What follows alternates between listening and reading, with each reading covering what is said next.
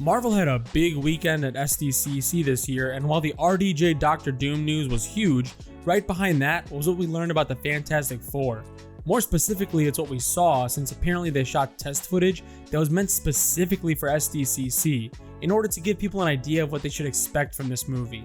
To those people saying not to read into it since it's test footage, it can't be dismissed completely because they shot it with the specific intent of showing it off as a preview of their film. Marvel confirmed the rumors about the Fantastic Four being on an alternate Earth, as well as the 1960s retro-futuristic time period.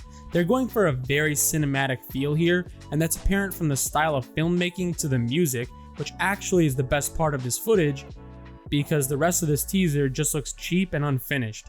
Marvel was so desperate for a massive win that weekend, they rushed something out just to be able to make headlines. Smart move, guys. Show off a subpar project just to get some attention. That's always worked out well in the past. You guys suck at everything.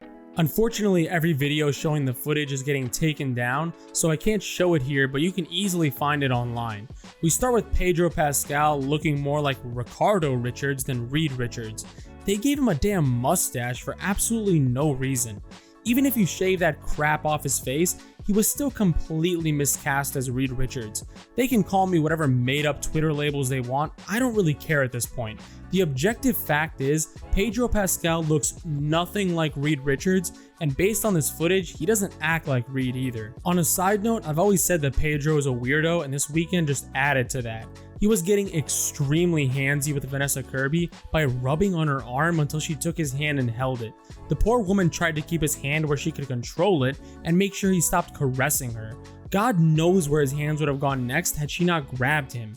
Apparently people are saying it's due to his anxiety, which is hilarious. The woke mob will find any reason to justify creepy shit when one of their own does it, but if anyone else did that, they would be trying to get him fired from the movie and make sure he never works again. Here's what happened, and it's very simple to understand. He's a beta male who was standing next to an attractive woman he could never get in real life and figured, oh, we're married in the movie, I'll just act like I'm putting on a show for the audience, and then use that as an excuse to touch a girl who, outside of the context of this movie, would have pepper sprayed him if he got that close to her. You're the worst kind of scum on the face of the earth. Speaking of Vanessa Kirby, she is by far the best casting decision they made for this movie. Obviously, she's a fantastic actress, and not that it justifies his weirdness at all, but there's a reason Pedro liked what he saw. For a 36-year-old woman, she's definitely still got it. That outfit she was wearing, man, that's one hell of a woman right there. My only issue is she usually plays hard-ass characters, so I'm not sure if she can really capture Sue Storm's kinder and more gentle personality. Although based on the leaks, they might just change Sue Storm into a completely different character. Well, that sucks! They didn't show off that much about the Thing. The CGI is probably going to be dog shit, but at least they're going for an accurate look. Johnny is also a terrible casting decision in my opinion. This dude just looks like he tells girls, hey cutie, where's my hug? He looks like Mark Zuckerberg tried to create a version of himself that looks more human, but he failed.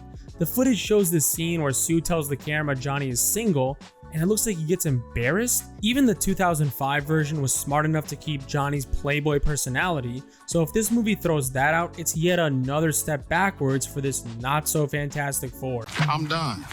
I'm done.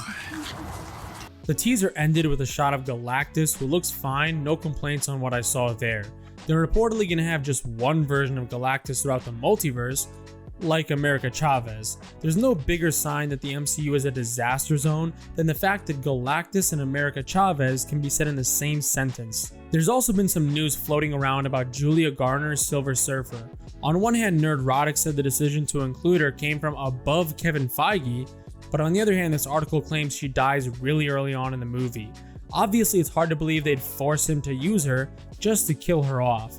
Frankly, I'm more inclined to believe Nerdrotic. I think the rumor from the article might be half right. We probably do see a Silver Surfer die at the beginning, but it's most likely the male version, leading to the female version taking his place. Adding to that, Nerdrotic points out it's hard to believe they forced Feige to do anything, and I agree. If you're really being forced to include something you're adamantly against, threaten to walk away if they don't stop interfering. Studio interference has been one of the biggest things hurting films these days. That being said, I don't necessarily buy into this narrative that he's trying to do right by Marvel and is being stopped by higher ups, because this is the same idiot who wanted to make Eternals 2. Hey, jump off a boat and let the boat leave. Starve in the ocean or get eaten by sharks. I've said for a while there's no hope for the Fantastic Four, and it just keeps getting worse.